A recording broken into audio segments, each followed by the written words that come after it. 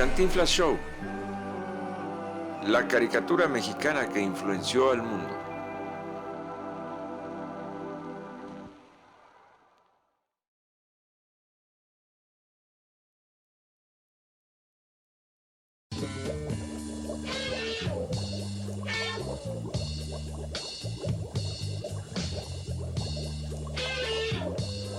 Corría el año de 1969. Mientras el mundo se convulsionaba y sorprendía por grandes sucesos como la guerra de Vietnam, el golpe de estado contra el rey Idris en Libia, la protesta mediante autoincineración del joven Jan Plach por la invasión de la Unión Soviética a Checoslovaquia, la feroz represión contra la comunidad LGTB en la ciudad de Nueva York, la llegada del hombre a la luna mediante la nave Apolo 11 y la conclusión del legendario festival Woodstock en el estado de Nueva York, Estados Unidos. En México, aún se recordaba con emoción las Olimpiadas de 1968. Se lamentaba y protestaba por primera vez contra la masacre de estudiantes de Tlatelolco del 68, mientras el presidente Gustavo Díaz Ordaz cambiaba la mayoría de edad de los jóvenes mexicanos de 21 años a 18 años y se estrenaba el nuevo sistema de transporte colectivo Metro. Mario Moreno Cantinflas, el ídolo cómico del cine mexicano, quien ya se encontraba en la plenitud de su éxito profesional. ¿En qué cantina inflas? Pues, ¿cómo se llama usted? Pues no está oyendo usted a que cacarea como gallina.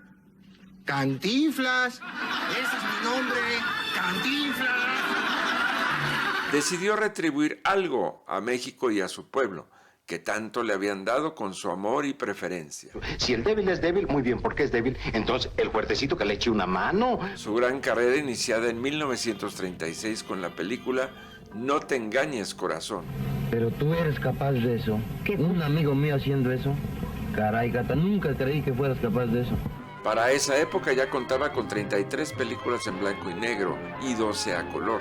Oiga, hasta ya ni la muela me dio usted pura moronga, no hay ni por dónde agarrarlo, me voy a morder un dedo. Y ya había traspasado las fronteras de México y los países de habla hispana, catapultándolo a nivel internacional.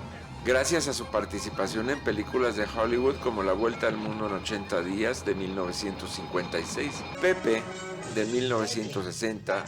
Listen, you work here? Yeah. Can you tell me where I find my son? Your son? Yes. I'm still trying to catch up to mine.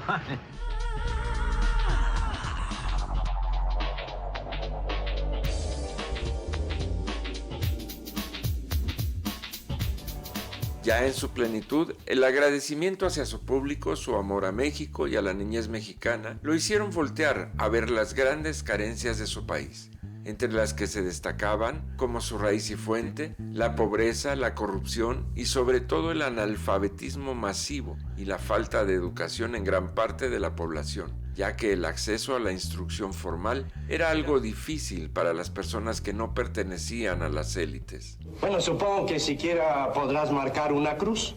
Una cruz, sí. Para la cruz sí se me desduermen. ¿Cruz de cruz? Sí, cruz. Esta conciencia e inequitud ya se habían visto reflejadas en algunas de sus películas de la época, como ejemplos El analfabeto de 1961, donde mientras divertía hacía una crítica social a la falta de educación en México. No, pues no entiendo ni jota. El señor doctor de 1965, donde hablaba de ética y exaltaba la creación del Instituto Mexicano del Seguro Social como un gran logro social. Al fin y al cabo que pueda oír yo que mis agradecidos pacientes me digan, ave doctor, los que vamos a morir te saludan.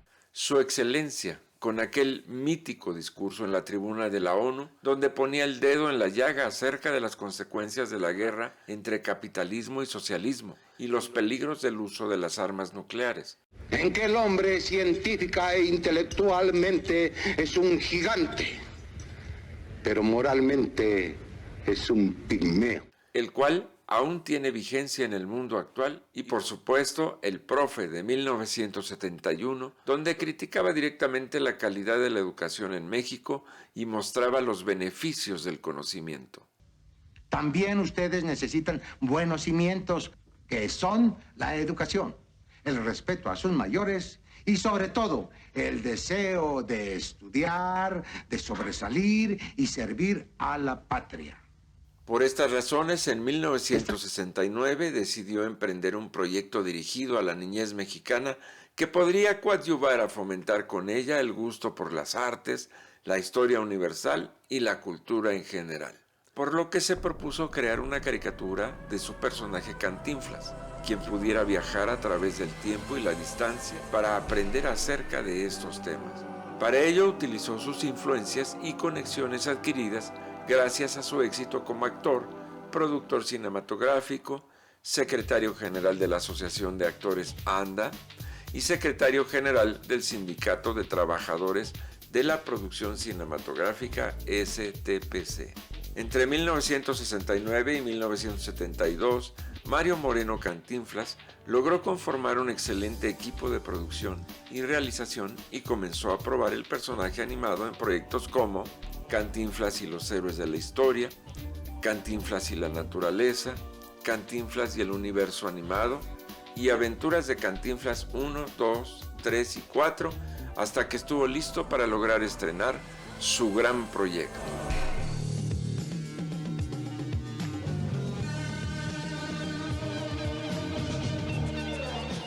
Había entablado negociaciones con Telesistema Mexicano, que finalmente se convirtió en Televisa.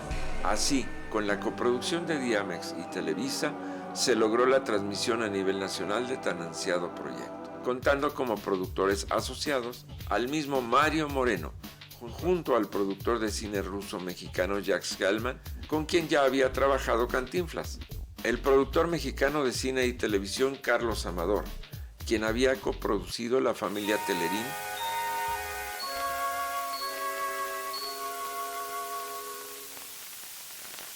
ya va siendo hora de que los pequeños vayamos a la cama.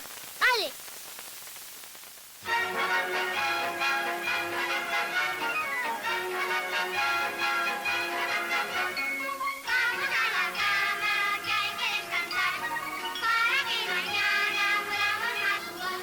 y quien le presentó a Santiago Moro y José Luis Moro, siendo este último quien había sido el diseñador y animador de dicha serie. Rafa, muchísimas gracias de verdad por recibirnos. Es un honor de verdad, un honor y no tenemos cómo agradecerte que nos estés dando tu tiempo. Y pues, primero pues para empezar me gustaría que te presentaras, quién eres, qué has hecho y por qué, para que sepamos por qué estamos aquí.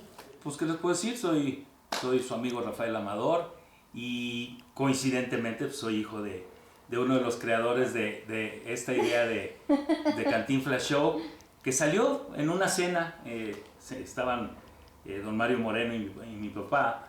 Mi papá tenía poco de haber traído La Familia Telerín y varios cortos del Festival de Cannes. Entonces habló con los hermanos Moro, se trajo La Familia Telerín para entrar en el horario, creo que en aquellos tiempos era, no sé si 7 de la noche, una cosa así que empezaba para que los niños fueran a la cama, ¿no? Porque hay que descansar, para que mañana podamos madrugar. Entonces, ya con ese contacto de los hermanos Moro, de los estudios Moro en España, pues en esa cena, platicando, salió el tema de que don Mario quería hacer algo que lo llevara a trascender más allá de lo que era el cómico o el comediante, el excelente actor que fue en la pantalla, a llevarlo un poquito más allá, a que alguien guardara de pronto un ejemplar de una historia, no de él, pero de él contando una historia que todos conocemos o que vamos a conocer cuando vayamos a la escuela, ¿no? Y tenemos algunos ejemplares que conservo desde hace años, ¿no? Sí, claro, mira, tienes el 1. O sea, sí, aquí está el 1. Tomás Alva Edison. Las 12 sereno. Aquel niño que se llamó Tomás Alva Edison se ganaba la vida vendiendo periódicos en la estación de Detroit. ¡Extra, extra! ¡Ha salido extra! Y qué mejor que tú, que tu papá fue una clave en la creación de estos cuentos, pero de Cantinflas Show. Que nos platiques, o sea, ¿cómo fue? ¿Cómo nació? Cuéntame todo. Pues llevó tiempo de planeación, de viajes a España, de parte de mi papá y de Jacques Gellman, que era pues como el brazo derecho de don Mario, su representante. Y viajes para allá, viajes de ellos, de los señores Moro acá a México, y hasta que más o menos se cristalizó la idea y se llevó a cabo, ¿no? Y ya después, también con el señor Emilio Azcárraga, pues ya se llegó a un arreglo para ver esto realizado, ¿no? Que sigue a nosotros como adultos dándonos nostalgia. La palabra es nostalgia de lo que vivimos, de lo que aprendimos. Tú imagínate esas reuniones a lo mejor para comer, para cenar, donde decía, bueno, ¿y qué les parece tal película? No, ¿qué les parece Cantinflas Show? Bueno, pues nos gusta mucho, pero ¿por qué sacaste a Napoleón y Napoleón la mano no sé qué? ¿Por qué no le pusiste así? Siempre anda uno cuestionando el trabajo de los papás, ¿no? Pero cuando tú te metes al trabajo y lo tienes que hacer, dices, caray, ya vendrán mis hijos a cuestionarme a mí. Hijo, ya no se siente lo fuerte, sino lo tupido. Pero, hombre, Napo, ¿qué necesidad tiene uno de estas cosas? Tan bonito que es arreglar todo, platicando y por las buenas. Él gozaba con todas esas cosas, ¿no? Era un niño. Una cabeza importante que fue responsable de esto, pues fue tu papá. Bueno, me decías que te presentara a mi papá, pues claro. Aquí está. Fue una edición especial esta no fue portada de revista, sino que se la mandé a hacer yo con uno de los dibujantes de Teleguía. Oh. Soy el mago de los sueños donde voy, volando por estrellas y caminos de color. Mi papá trajo muchas caricaturas que no se presentaban en México. O sea, también podemos visualizar esa preocupación por los niños. Mi papá siempre estuvo enfocado a dar diversión, a dar educación a la niñez. Logró un crew de grandes talentos. El guión literario estaba a cargo de Carlos León. La música original de Rubén Fuentes con los hermosos coros de los hermanos Zavala. La dirección fue de José Luis Moro, quien además realizaba los diseños de las caricaturas y la animación hechas a mano con técnica de acuarela, con un estilo muy artístico y característico, parecido al utilizado en la familia Teleguín, con la que muchos niños de habla hispana se iban a dormir, pues marcaba el fin de la programación infantil en las televisiones de España y muchos países de Latinoamérica. Así, al fin, en 1972, salió al aire Cantinflas Show, la primera serie en México donde se implementaba la utilización de cortometrajes animados 2D con fines didácticos a través de la televisión nacional, con un gran éxito, llevando los ratings al tope. Ya estuvo suave, ¿no? Este es comerse la torta antes del recreo. ¿Tu opinión sobre la época de Cantinflas Show? Creo yo que las cápsulas de Cantinflas era educar, porque esas sí educaban, de una forma muy fácil. Sí, claro. Con el lenguaje de Cantinflas, que era un lenguaje del peladito, el lenguaje que todo el mundo entendía. Y así lo traducen a que te hablan de Napoleón y te hablan de Cuauhtémoc, te hablan de la Perú, te hablan de todo el mundo, ¿no? En historia. Y yo creo que era una forma muy fácil de llegarle a los niños. Él se convertía en el gondolero, en el torero, o sea, él lo era. Entonces se vuelve aspiracional, porque los niños decían, si él puede, yo puedo, ¿por qué no? Ay, nanita, Sana Papucio bendito, ayuden ustedes las 11,000 vírgenes y les conseguiré con San Antonio 11,000 novios. Bueno, menos mal que con este sistema voy ahorrando energéticos. Pero antes las caricaturas eran los supersónicos, los picapiedra, era toda la tarde de tele, así se llamaba, una tarde de tele. Y de pronto Cantinflas entraba a las 7, 8 de la noche. Ya era para el cambio a las series o a los jóvenes, ¿me explico? Cantinflas cerraba la etapa de los niños. Y cuando ya toca la época moderna, cuando se asociaba a Televisa, Cantinflas, con Hanna-Barbera le hicieron según algo más moderno, cambiaron un poco más a Cantinflas, pero lo internacionalizaron. Claro. O sea, ya se fue al mundo. Sí. Cuando era Cantinflas Show, y luego fue Amigos and Friends. ¡Felicidades, amigos! ¡Muchas felicidades! No quiero tener mucho dinero. Quiero un mundo en que reine la amistad. Entonces a mí me tocó la versión moderna. Moderna. Imagínate. Entonces, ¿cuál es tu opinión de ese cambio de acuarela, de a mano, de que él fumaba? Claro. Ahora lo moderno, que fueron 2-3 años. Lo que pasa es que va cambiando, después. la tecnología es la que te va llevando, ¿no? Yo creo que lo que ha hecho Hanna-Barbera es tratar de actualizar la caricatura. En todos los elegantes salones se bailaba el popular vals Alejandra. Qu'est-ce que vous voulez, monsieur?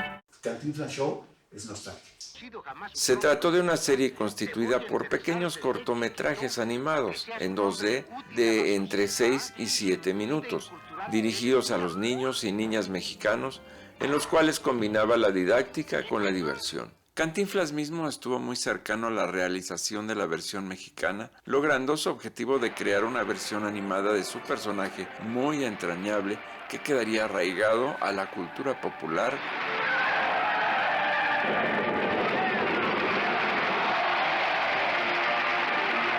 Al igual que el personaje de carne y hueso.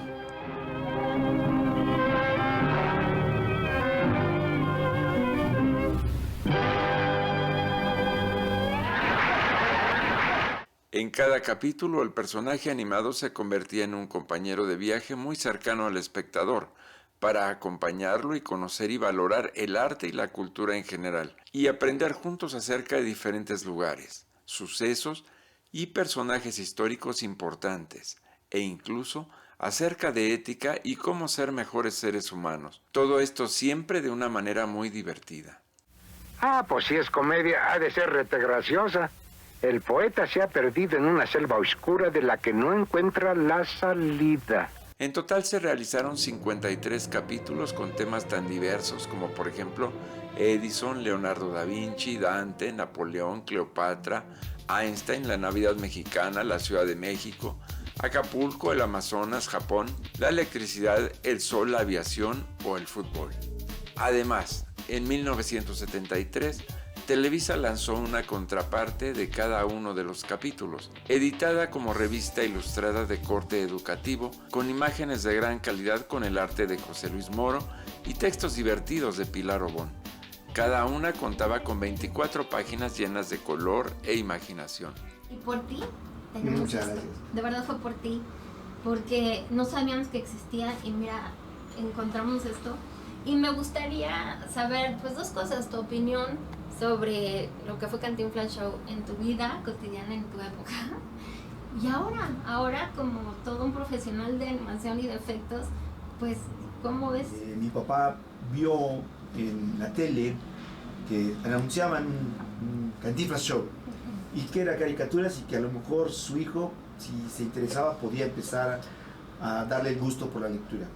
Entonces, mi padre ve por primera vez el Cantinflas Show en el puesto de periódicos total, así una tabla de madera, me acuerdo bien que nada más eran 2 palos y ahí estaban colgados.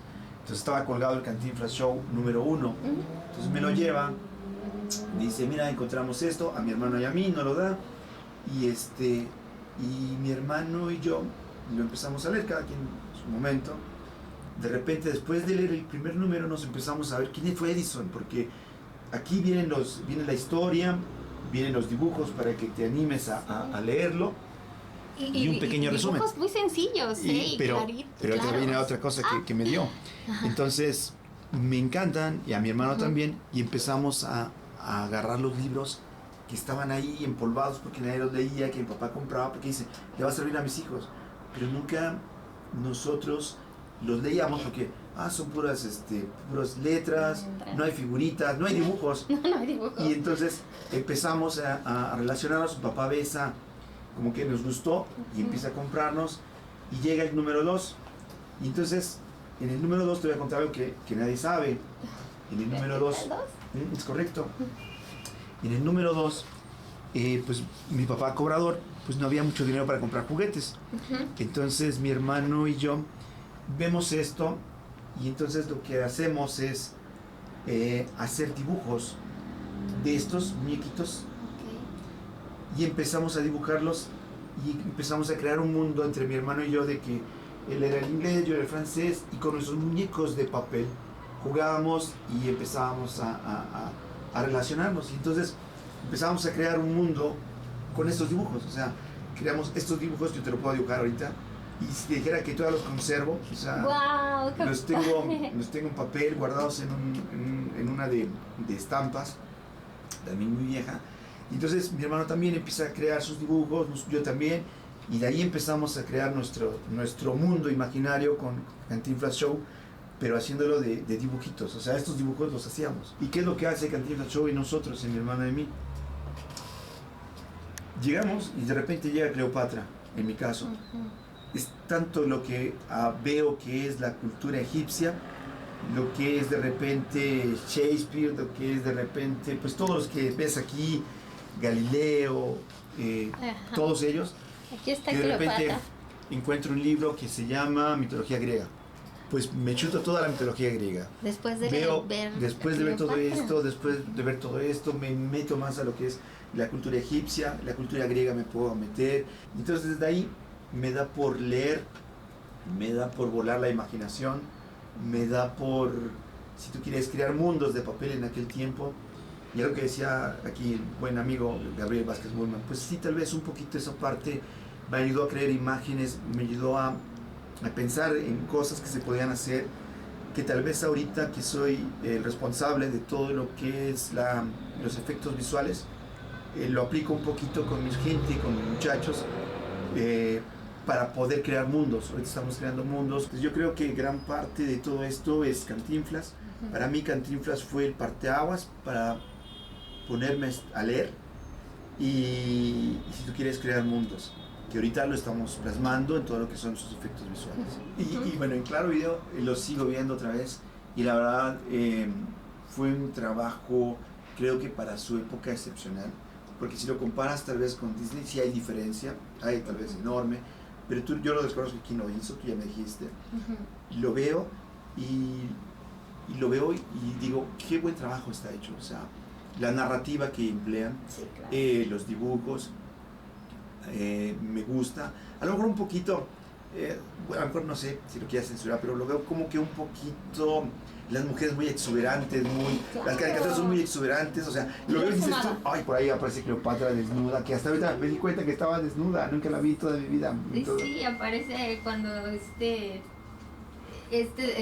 Cantinflas va corriendo a echarle la leche de burra. Pero en aquel tiempo, como tú dijiste, fumaba y no lo veíamos mal. Cantinflas fumaba. Y él fumando. Y lo ves y dices, wow, sí, o sea, y luego le quita la novia al rico y dices tú, ¿de qué se trata? O sea, no podíamos verlo y sí es verdad, o sea, vemos los cuerpos de las mujeres súper bonitas, altas, con unas cinturititas, unos piecititos. Y mis papás conservaron toda la colección, la tenían bien guardada, pero ya sabes, siempre pasa algo. Hubo inundaciones en la casa porque siempre hay inundaciones y por mala suerte toda nuestra colección se mojó y a la hora de estarla despegando yo nomás veía cómo se despegaban los dibujos, cómo se iban rompiendo y dije no, sí me dio tristeza porque era una colección con la que yo crecí, la leí, la releí y me dio tristeza verla cómo se descarapelaba y sí, un poquito de lágrimas por verla porque pues es tu infancia. Oye, pues de verdad agradezco muchísimo, quisiera por ti y digo, ahorita tengo que utilizarlos, pero me encantaría regalarte no, ya me doy, muchas gracias, te lo agradezco mucho. Te lo doy con todo cariño y agradeciéndote, quisiera darte la mano y agradecerte de corazón esto que estás haciendo por nosotros. Nos inspiraste, nos inspira tu trabajo. Muchas gracias. Nos inspira todo lo que se puede hacer en animación y que esto no se detiene. Y sí queríamos agradecerte en nombre de Ricardo y en nombre de, pues obviamente por mí, de que los descubrimos por ti y seguimos admirándote y admirando a la No, gente. al contrario, muchas gracias. Muchísimas te lo agradezco gracias mucho. por la Gracias a la entrevista. ¿Algún comentario más que quieras hacernos y consejo que quieras hacernos? Cuando encuentras algo que te gusta, empiezas a volar tu imaginación, empiezas a crear mundos y no hay quien te detenga. O sea, eso es lo único que puedo decir. Y simplemente es leer, actualizarte y crecer. Y lo principal es ser humano, porque llegas a un lugar, llegas a un puesto y entonces el ser humano lo olvidas y es cuando empiezas a decrecer. Más de 50 años después, una pareja de investigadores académicos decidieron emprender una aventura, realizar un cortometraje documental acerca de este caso y analizar el proceso como su objeto de estudio para realizar una investigación acerca de los procesos didácticos del cortometraje animado 2D como parte del proceso para titularse en la primera generación del doctorado en arte digital, cortometraje y animación del Instituto de Formación Internacional. Pronto se percataron de que Cantinflas Show había tenido dos versiones. ¿Dos versiones?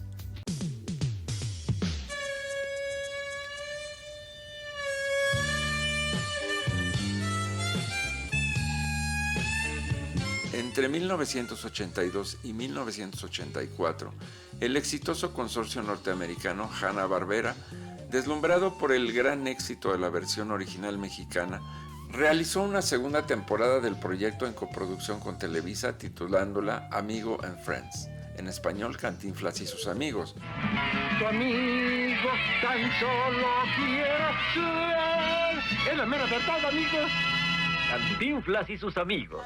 En la que dobló al inglés los capítulos mexicanos y creó nuevos capítulos con temas de interés para los estadounidenses.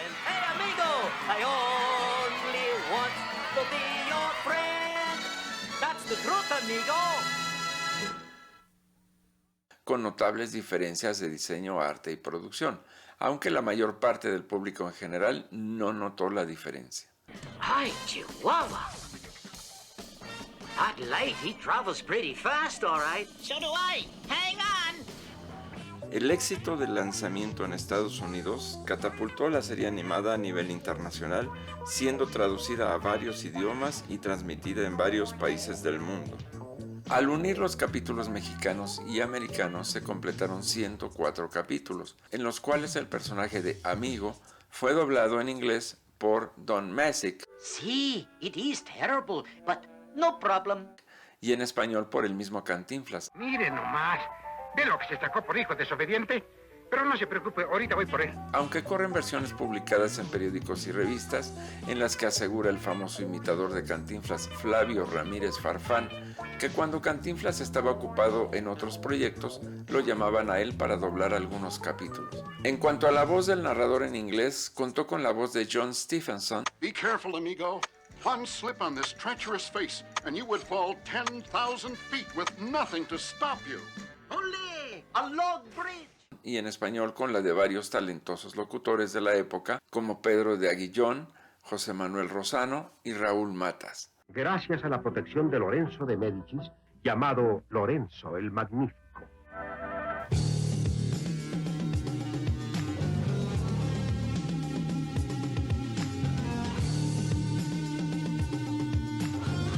¿Qué notas tú como el primero? ¿Qué características le ves a la primera versión mexicana? Sí. ¿Y qué características a la americana, verdad? La de Hanna-Barbera. Sí, definitivamente la revisión que hacen en los años 70 en cuanto a la apuesta por la gráfica artística, creativa, hay una gran imaginación presente con personajes narizones, ojos grandes. O sea, realmente hay una renovación del lenguaje gráfico. En cambio, en los 80s parece como que en lugar de dispararse, parece que se opaca o baja ese nivel creativo que tienes en los 70s. Entonces, como que en esta época, en los años 60s y 70s, hay una gran búsqueda por estos lenguajes innovadores, revolucionarios. En cambio, ya en los 80s se apaga esa inventiva creativa que se denota en la producción de Hanna-Barbera. Y de hecho ahí observamos la gráfica de esa tipografía, ¿no? De los años 60, 70, con las formas, el volumen de la letra y además el elemento sin necesidad de tener una revisión de las proporciones de las figuras. Exacto, o sea, como que más creativo, y en ese sentido más limpio, y te genera esa simpatía en la atmósfera, que en lugar de rechazo, al contrario, te adhiere a la atención, al llamado de la maravilla de la imaginación, que eso es lo que yo creo que estaba buscando Cantinflas en estas producciones, ¿no? Y me parece fantástico que trate de crear música, color, arte en estas producciones, y por eso me parece maravillosa la producción mexicana. Como que parece que Hanna-Barbera no confiaba mucho en la imaginación del niño. Entonces, ahí habría que hacer un cuestionamiento, o sea, ¿se lo das todo? ¿Nos lo da todo? ¿Por qué? O sea, quería representar no sé, el caricaturista de la producción de Hanna-Barbera, quería dejarlo todo bien definido, sin ningún control, o sea, quería controlarlo todo. Se realizó un sondeo en el que participaron 200 personas de entre 45 y 60 años de edad, habitantes de Toluca y Monterrey, Nuevo León, y se encontró lo siguiente. 1. La experiencia vivida por los niños de aquella época al ver Cantinflas Show les dejó una marca positiva y profunda que aún perdura, plena de nostalgia en sus recuerdos a más de 4 décadas de haber sucedido. 2. La mayoría recuerda haber aprendido algo de ella, a pesar de que en su momento no se percató de estar frente a un proceso didáctico. 3. Muy pocos notaron en su momento las diferencias entre ambas series. 4. Ahora sí logran notar las diferencias entre ellas. 5. Los expertos reconocen estas diferencias afirmando que la versión mexicana es más rica en cuanto al arte, música y diseños utilizados. 6. Mientras que la versión estadounidense tiene diseños con trazos más simples, con un diseño del personaje de Cantinflas, con rasgos un tanto simiescos y buscando acercarse a una mímesis de la realidad en los escenarios, utilizando diseños del mismo estilo que otras caricaturas de la casa productora Hanna-Barbera. 7. Los capítulos más recordados fueron La Navidad, Edison, Galileo, Dante, Sansón y Dalila, La Torre Eiffel y El Universo. De los 104 capítulos que abarcan las 2 temporadas, se eligieron al azar 32 capítulos correspondientes a una muestra representativa de un poco más del 30% del total de episodios.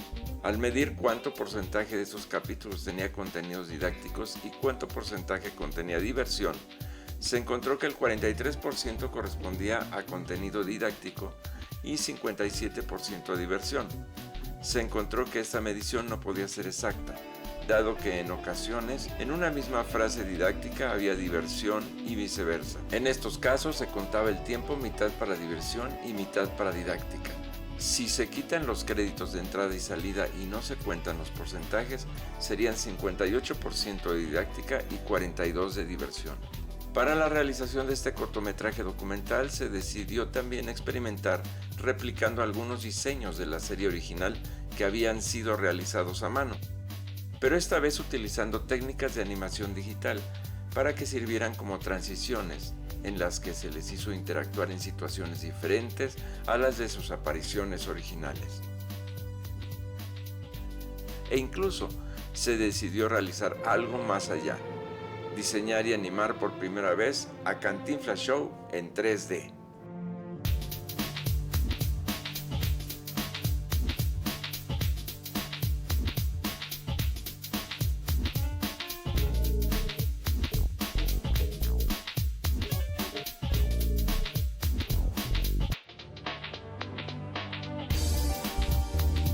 El éxito de Cantinflas Show es innegable.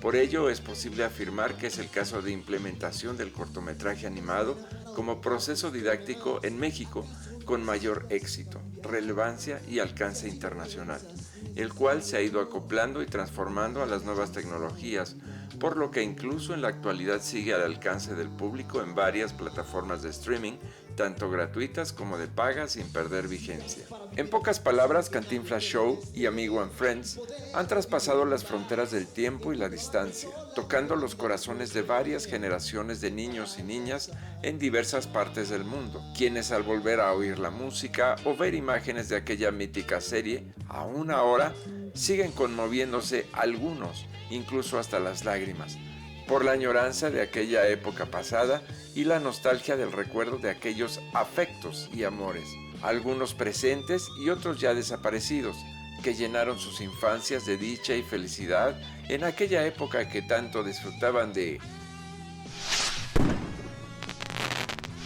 Cantinflas Show, la caricatura mexicana que influenció al mundo.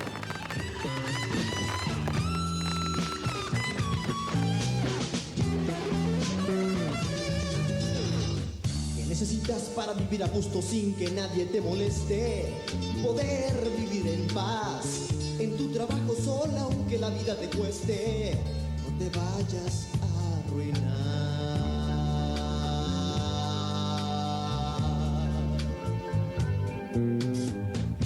Puedo ayudar en los problemas que tú tengas, es tuya la decisión. No tienes que cambiar de vida y pensamiento, crees que tenga yo.